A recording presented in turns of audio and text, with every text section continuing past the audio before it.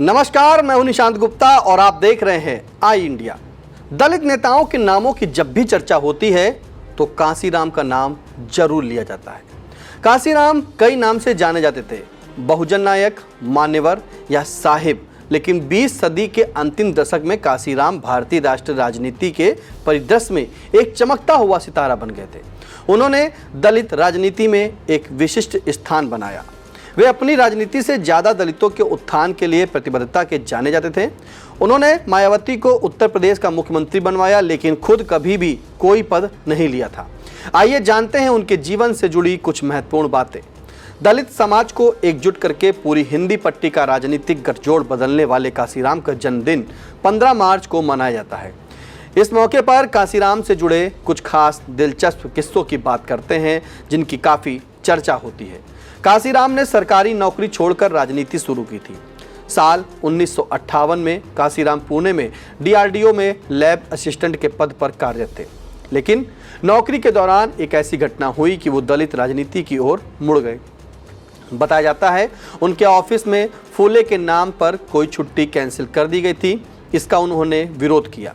तमाम कोशिशों के बावजूद दलित कर्मचारी एकजुट हो गए तो वह छुट्टी कर दी गई। इस घटना के बाद उन्हें समझ आ गया, जब तक दलित कर्मचारी एकत्रित नहीं होंगे तब तक हमारी बात नहीं सुनी जाएगी। साल 1977 की बात है। मायावती उस वक्त 21 साल की थी। वो दिल्ली के एक सरकारी प्राइमरी स्कूल में पढ़ाती थी। कांसीराम ने दिल्ली के एक कार्यक्रम में मायावती को जोरदार भाषण देते सुना। मायावती के भाषण को सुनकर कांसीराम काफ़ी प्रभावित हुए और उनके पिता से मायावती को राजनीति में भेजने की गुजारिश की। लेकिन जब पिता ने बात को टाल दिया तो मायावती ने अपना घर छोड़ दिया और वो पार्टी ऑफिस में रहने लगी। 3 जून 1995 को मायावती उत्तर प्रदेश की सबसे युवा और दलित महिला मुख्यमंत्री बनी। 2001 में कांसीराम ने उन्हें अपना उत्तराधिकारी घोषित किया। बताते हैं कि एक बार कांसीराम किसी ढाबे पर बैठे थे। वहां कुछ ऊंची जाति के लोग आपस में बैठकर बात कर रहे थे। उनकी बात को मजमून ये था कि उन्होंने सबक सिखाने के लिए दलितों की जमकर पिटाई की।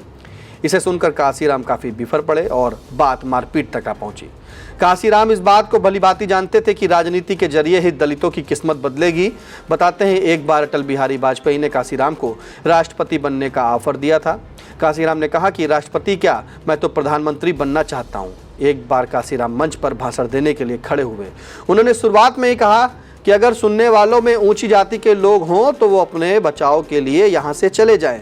पढ़े लिखे और नौकरी पेशा दलितों को एक करने के लिए कांसीराम ने 14 अप्रैल 1973 को all India backward minority communities employees federation का गठन किया। कांसीराम ने एक इंटरव्यू में कहा था कि यदि मुलायम सिंह से वे हाथ मिला ले तो उत्तर प्रदेश से सभी दलों का सूपड़ा साफ हो जाएगा। मुलायम सिंह को उन्होंने केवल इसलिए चुना था क्योंकि वही बहुजन समाज के मिशन का हिस्सा थे। बताया जाता है कि मुलायम सिंह यादव दिल्ली में कांसीराम से मिलने उनके निवास पर गए थे। उस मुलाकात में कांसीराम ने नए समीकरण के लिए मुलायम सिंह को पहली अपनी पार्टी बनाने की सलाह दी और 1992 में मुलायम सिंह ने समाजवादी पार्टी का गठन किया। 1993 में समाजवादी पार्टी ने 256 सीटों पर और बहुजन समाज पार्टी ने 164 सीटों पर विधानसभा के लिए चुनाव लड़ा और पहली बार उत्तर प्रदेश में बहुजन समाज की सरकार बनाने में कामयाबी भी हासिल की थी। बता दें कि 15 मार्च 1934 को कांसीराम का जन्म ब्रिटिश इंडिया के पंजाब के रूपनगर यानी रोपड़ जिले में हुआ था।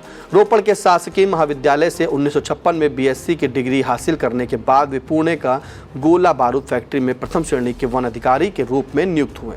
14 अप्रैल 1984 को कांसीराम ने बाबा साहेब अम्बेडकर की जयंती पर बहुजन समाज पार्टी की स्थापना कर औपचारिक तौर पर सक्रिय राजनीति में प्रवेश किया। उन्होंने पहला चुनाव छत्तीसगढ़ के जांजगीर चांपा से लड़ा था, लेकिन वे अपनी पार्टी के प्रमुख बने रहे और उसके उत्थान के लिए ही उन्होंने अपना बाकी का जीवन लगा दिया। उन्होंने मायावती से राजनीति में लाते समय ही वादा किया था कि वे एक दिन उन्हें देश का प्रधानमंत्री बना देंगे और उन्होंने हमेशा ही मायावती को आगे बढ़ाने का काम किया।